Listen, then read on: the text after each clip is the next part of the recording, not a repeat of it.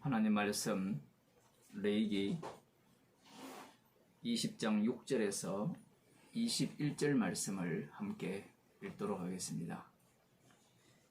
구약 성경 177쪽입니다.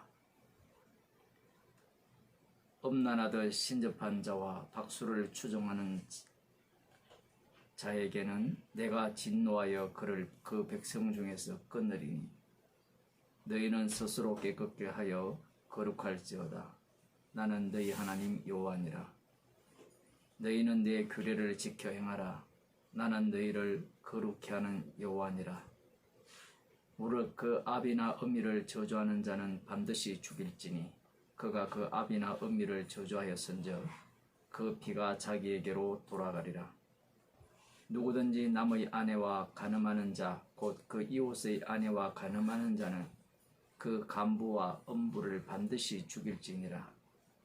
누구든지 그 계모와 동침하는 자는 그 아비의 하체를 범하였은즉 둘 다 반드시 죽일지니 그 피가 자기에게로 돌아가리라.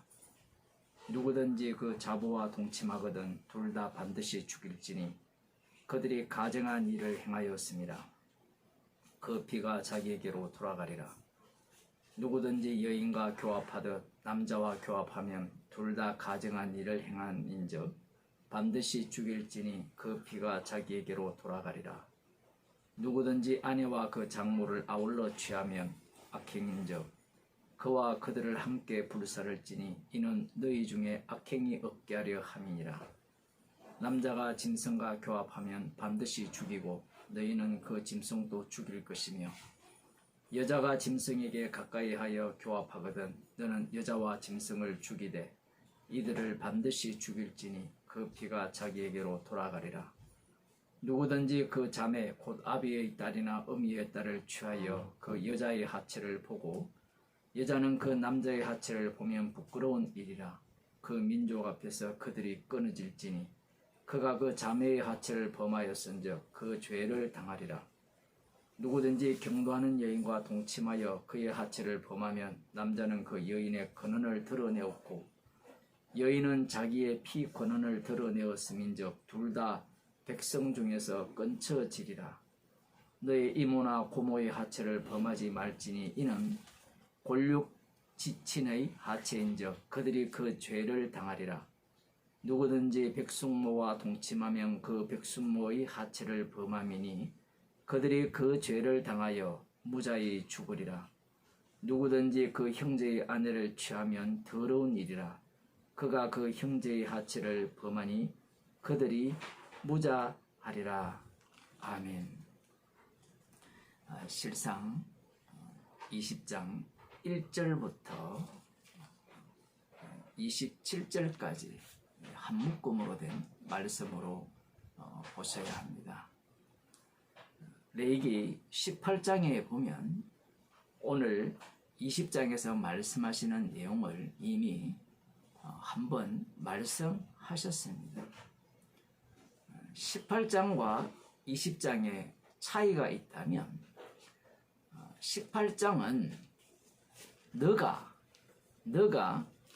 이러한 악행 곧 이 가나안 풍습과 그 규례를 따르지 말라는 명령을 하시고 만일 그러하다면 너를 그 땅에서 쫓아내리라. 땅이 너를 토할 것이다.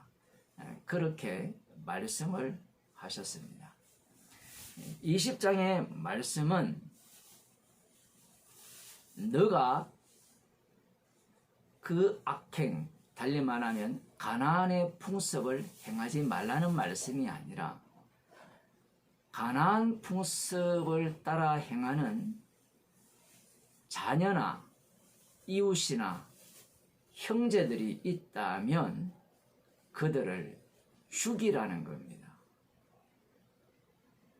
이렇게 보면 18장과 20장의 내용이 다르지요. 그래서 우리가 지난 시간에 살펴본 그 1절에서 5절 말씀도 분명히 18장에 언급되었지만 이 부분은 몰렉에게 자식을 바치는 자를 그 지방 사람들이 돌로 쳐 죽이라는 명령을 하시는 겁니다. 상당히 순종하기 어려운 말씀이에요. 특히 오늘날과 같이 자기만 구원받고 나만 천국 가면 된다라고 하는 사람들에게는 저 사람이 몰래에게 자식을 바치든지 말든지 나와 무슨 상관이 있느냐, 이렇게 생각을 하기 때문에 특히 오늘을 사는 사람들에게는 이러한 말씀이 맞지 않아요. 그러니 구약이기 때문에 잘 되었다 이렇게 생각하지만 하나님의 말씀은 살아있습니다. 이 말씀이 이후에 주님께서 새롭게 우리에게 말씀을 하고 계신 거예요. 그러면서 하나님께서는 하나님 자신도 진노를 내려 그 백성 중에서 그를 끊어버리겠다라고 말씀을 하세요. 20장의 말씀이 우리들이 기대하는 바와 같이 일관성 있게 말씀을 하시면 참 좋을 건데, 그 1절에서 5절 사이에서는 너희들이 돌로 쳐 죽여라, 그리고 나도 진노하여 그들을 백성 중에서 끊겠다라는 말씀을 하시면서 그 6절부터 보게 되면 너희들이 죽여라, 이런 명령이 계속해서 주어집니다. 그 6절에서 9절까지 8절까지 보게 되면 신접한 자와 박수를 추종하는 자에게는 내가 진노하여 그를 그 백성 중에서 끊으리니 너희는 스스로 깨끗게 하여 거룩할지어다. 나는 너희 하나님 여호와니라. 너희는 내 규례를 지켜 행하라. 나는 너희를 거룩해 하는 여호와니라. 신접한 자를 끊어버리겠다고 말씀을 하죠. 여호와님께서 끊으신다라는 말은 너희들이 그러한 자를 죽이라는 겁니다. 인간들이 얼마나 사악한가 하면요, 하나님께서 말씀을 안 하시면 말씀 안 했다라는 이야기를 해요. 여기에서 말씀하지 않았지 않습니까? 하나님이 신접한 자를 죽인다고 했으니까 우리들은 안 죽여도 되지 않습니까? 물론 다른 본문에는 그러한 말씀이 나오지만요, 인간들이 이렇게 빠져나가려고 해요. 하나님의 말씀의 의도는 그런 것이 아니죠. 누구든지라는 말씀이 굉장히 중요하죠. 이 누구든지라는 말은 이후에 사도 바울이 갈라디아서에서 말씀하죠. 누구든지, 나라고 할지라도, 하늘에서 내려온 천사를 할지라도 거짓 복음을 전하면 저주를 받을지어다. 어느 누구도 예외가 없습니다. 하나님께서 친히 죽이겠다, 끊어버리겠다, 그렇게 말씀을 하셨다면 이스라엘 백성들은 여호와 이름을 전가하는 자들이죠. 그러면 여호와 일에 동참을 해야 되는 겁니다. 구경꾼이 아니에요. 그래서 20장에서는 여호와께서 하시는 그 심판의 일을 이스라엘 백성들이 행해야 된다는 겁니다. 그런데 누구든지라는 이 말씀이 걸림돌이 돼요. 몰렉에게 자녀를 바치는 자가 내 사랑하는 아내다, 아니면 내 사랑하는 자녀다, 만일에 그러하다면 과연 그를 돌로 쳐 죽이겠습니까? 사촌이다. 먼 사촌은 죽일 수 있겠지만 너무나 친하게 지내고 서로 우애 있게 지내는, 사랑하는 그런 관계라면 돌로 쳐 죽일 수 있겠습니까? 신접한 자를 추종하는 자도 마찬가지죠. 우리는 저 멀리 있다라고 생각을 하잖아요. 그런데 나의 어머니가 신접한 자다, 신접한 자를 추종한다, 죽이라는 겁니다. 죽일 수 있을까요? 9절부터 보면 무릇 그 아비나 어미를 저주하는 자는 반드시 죽일지니 그가 그 아비나 어미를 저주하였은즉 그 피가 자기에게로 돌아가리라.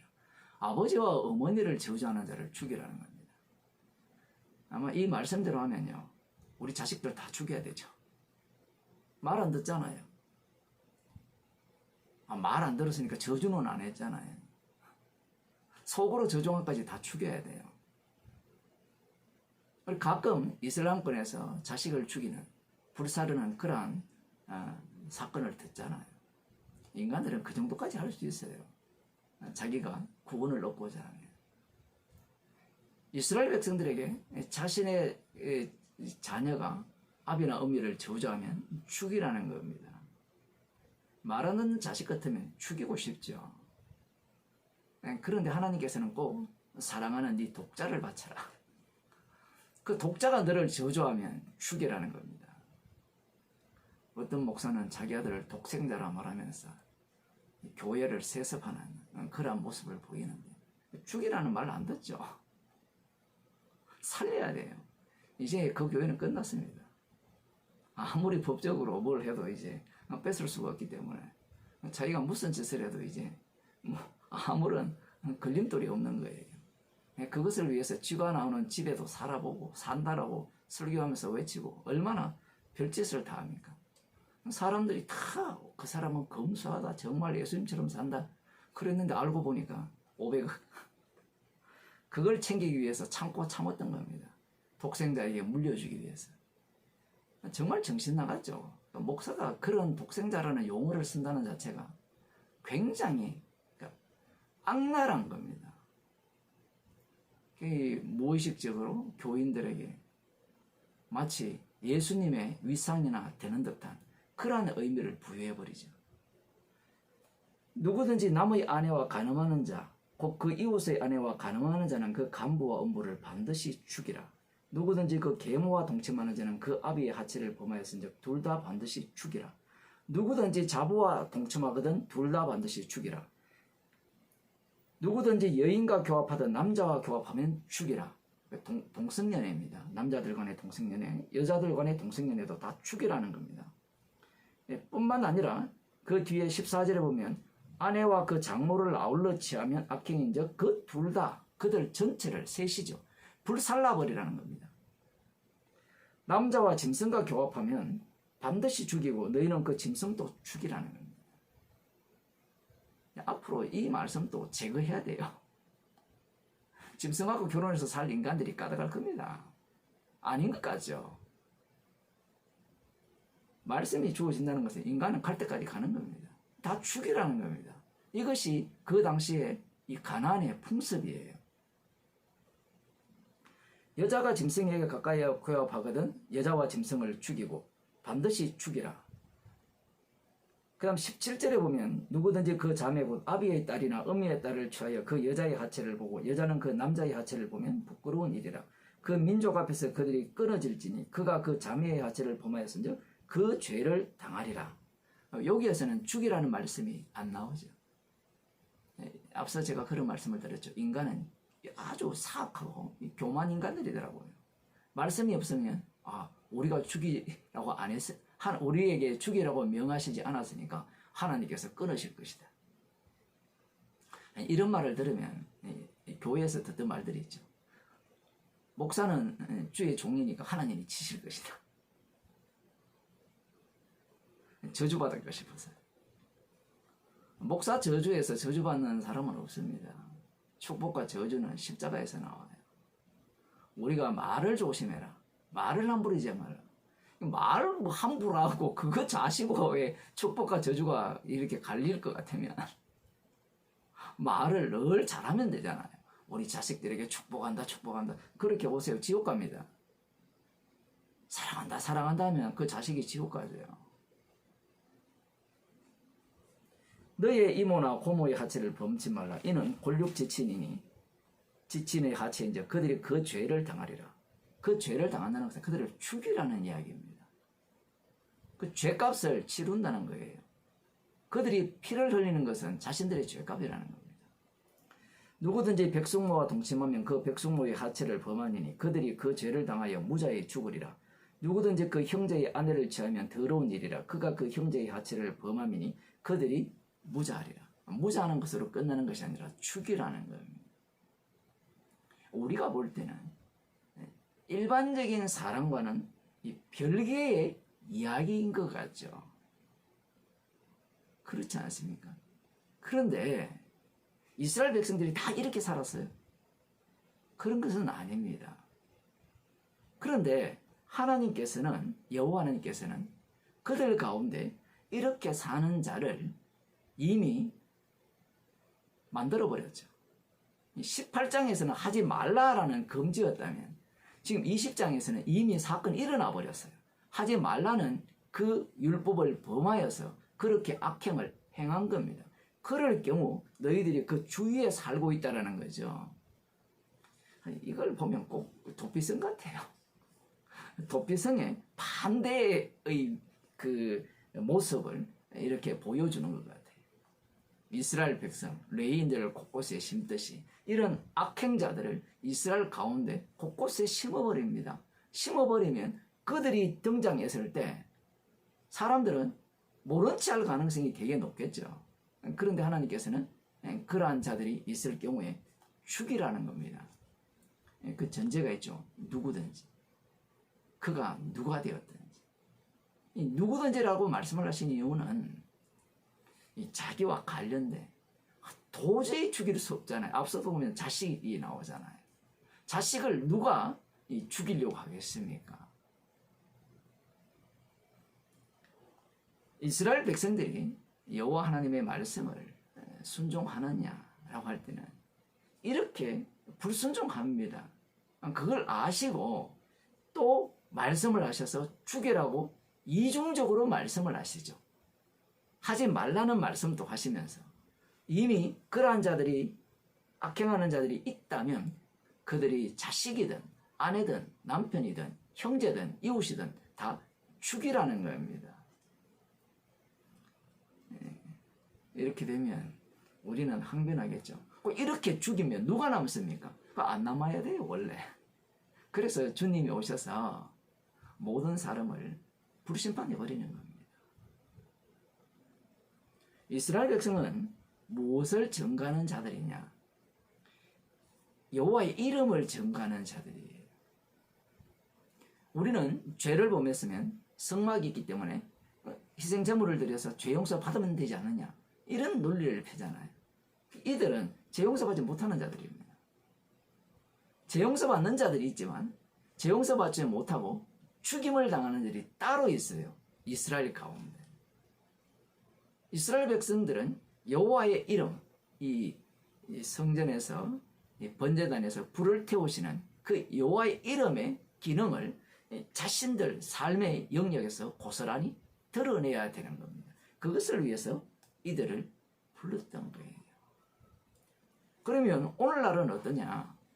예수님의 십자가의 피가 이러한 악행들을 다 용서했기 때문에 이러한 짓을 저질러도 다 받아들여야 됩니다.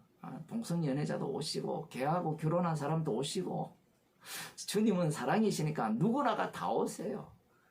뭐 아버지의 하체를 범한 자도 오시고 그 백수모의 하체를 범한 자도 다 오세요. 예수님은 용서하지 못할 일이 없습니다. 이렇게 주장하는 자들이 있거든요.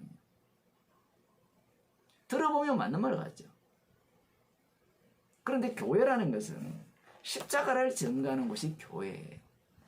고린도전서 5장을 보면 오늘 본문과 비슷한 사건이 등장합니다. 너희 중에 심지어 음행이 있다함을 들으니 이런 음행은 이방인 중이라도 없는 것이라. 누가 그 아비의 아내를 취하였다 하는도다. 이 레위기에서는 계모를 취하는 경우에 죽이라는 건데. 그리하고도 너희가 오히려 교만해져서 어찌하여 통한이 여기지 아니하고 그 일 행한 자를 너희 중에서 물리치지 아니하였느냐. 여기에 고린도 교회에 딱 나와요. 십자가가 다 용서했는데 그게 뭐가 대수라고. 동성연애자도 오시고 누구도 오시고. 사람들이 질문을 하거든요. 십자가가 모든 죄를 용서했으니까 다 받아야 되지 않습니까? 교회라는 것은 받는 게 중요한 게 아니에요. 십자가의 피능력을 증거하는 곳이에요. 십자가의 피능력은요, 심판과 구원을 동시에 보여주는 겁니다. 그래서 이들을 어떻게 하라라고 하는 거예요? 쫓아내라는 겁니다.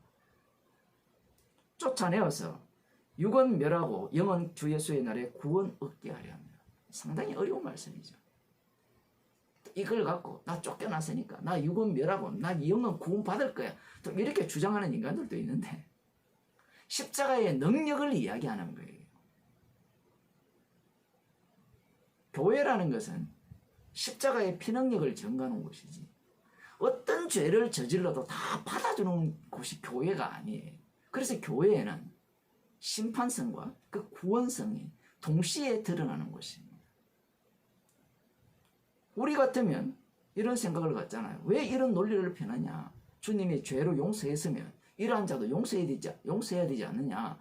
이러한 자도 지금 이 사람이 예수 안 믿는 게 아니에요. 십자가의 피를 부정하는 게 아니에요. 그런데 사도 바울이 뭐라 합니까? 적은 누룩이 온 덩어리에 퍼진다. 교회라는 것은 피를 증거하는 곳이지 나 용서받았어, 나 이게 정당해, 이걸 내세우는 곳이 아니에요. 이런 자들을 용납하는 순간 교회는 어떤 곳이 돼요? 십자가의 피 능력이 전파되는 곳이 아니라 온갖 잡쓰레기들이 다 모여 들어가지고 자기의 죄 지은 것을 뽐내는 곳이 되어버려요. 그러한 것을 주님은 용납하지 않습니다. 교회는 십자가의 피 능력이 드러나는 곳이에요. 기도하시겠습니다. 하나님 아버지, 십자가의 피 능력만을 증거하고 드러나게 하기 위해서 주의 이름으로 모이게 하시고 주의 이름으로 모이게 하셔서 주님의 심판과 구원을 그 속에서 드러나게 하셨어요. 주님의 십자가의 그 능력만이 마음껏 뽐내는 곳이 주의 이름으로 구원하신 자들의 모임임을 말씀을 통하여 들려주심을 감사드립니다. 주께서 십자가의 피 능력을 역사하게 하셔서